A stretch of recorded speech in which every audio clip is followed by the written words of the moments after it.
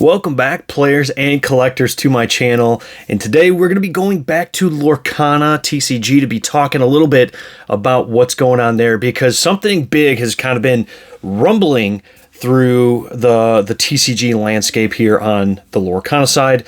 And there's been some big rumors that it's going to affect everybody, players, collectors, and investors alike. So let's just get right on into it.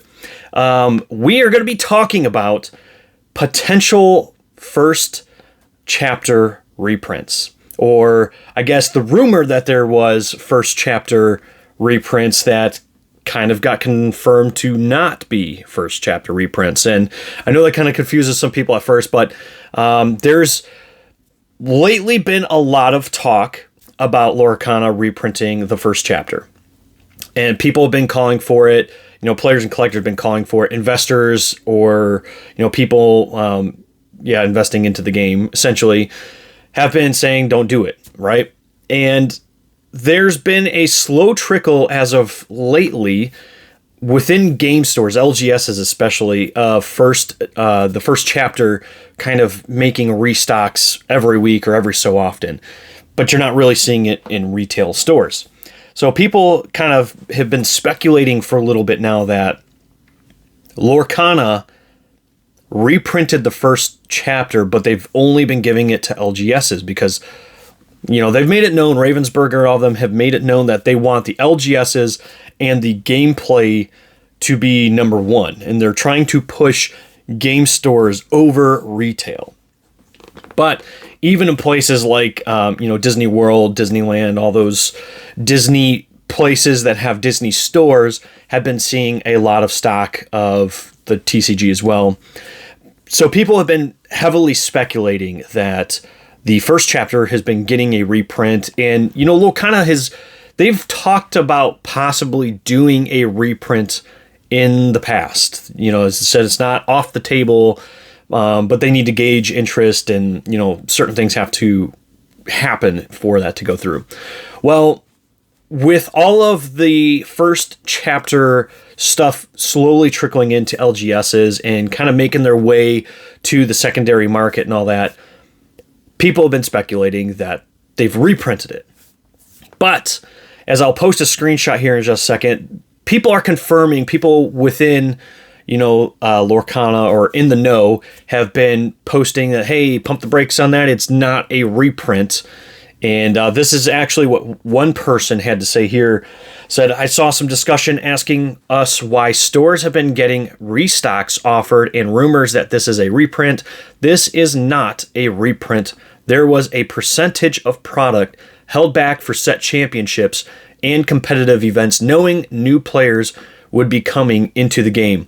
And that's huge. There's a lot kind of going on in a little text here. But that's kind of squashing the rumors that there's reprints. So reprints usually devalue a set. And when I say that, it's from the investor standpoint. Players, collectors don't really care about reprints because for players, there's no change whatsoever on the card that affects gameplay. So there's no change there. For collectors, there's no additional stamps or markings unless it went from like a first edition print run to an unlimited print run, which doesn't happen hardly ever anymore. So outside of stuff like that, it doesn't affect those two at all. Not even a little bit.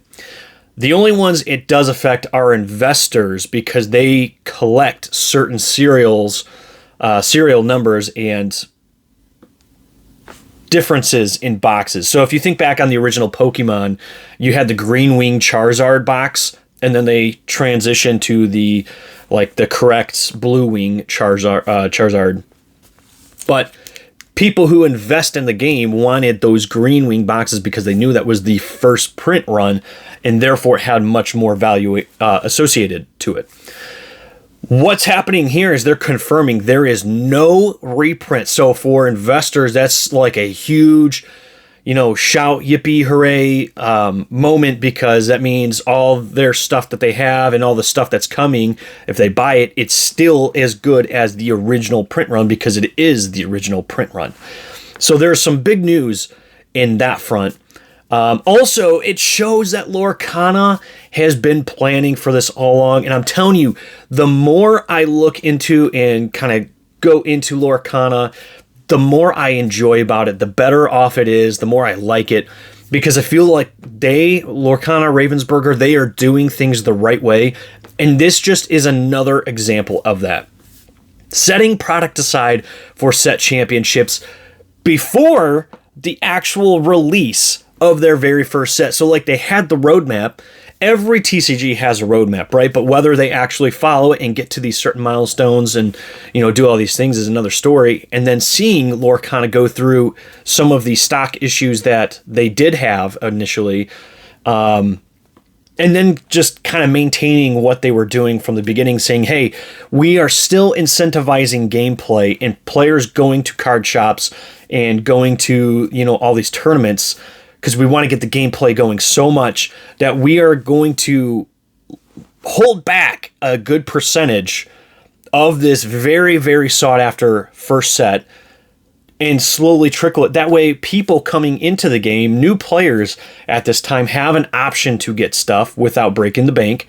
Because if you look on the secondary market, boxes, packs, decks, everything for the first chapter is just kind of going bananas, especially booster boxes.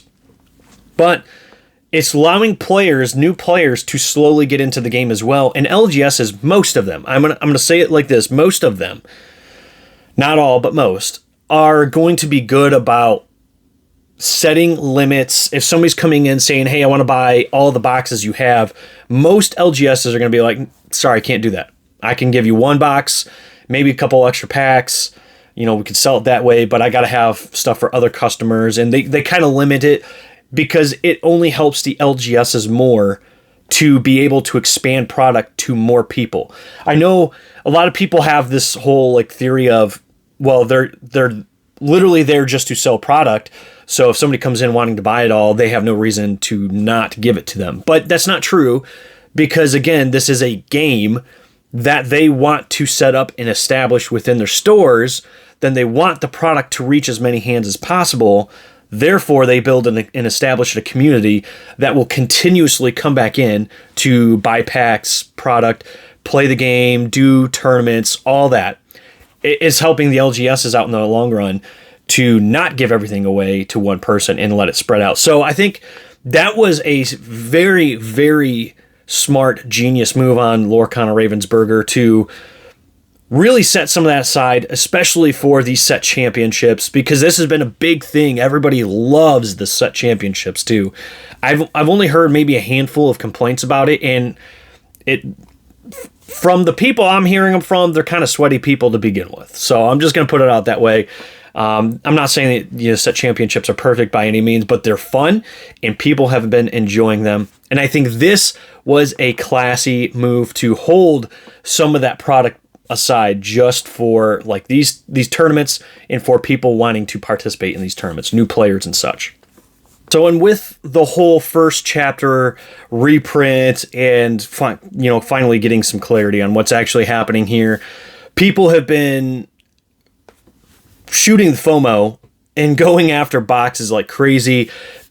Sellers have been dropping prices. Boxes used to go for like $300 to $400, sealed booster boxes of the first chapter. And on TCG Player, I'll show you guys a screenshot of this too.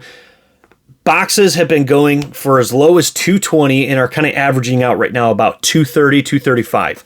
So prices have been kind of plummeting in the midst of all this reprint talk. And I have a feeling that now that it's been kind of confirmed to not be a reprint and be set aside for set championship type of stuff, these boxes are going to start to climb back up again. I don't think they're going to just like jump right up back into the $300 range, but I think they'll very steadily climb back up there.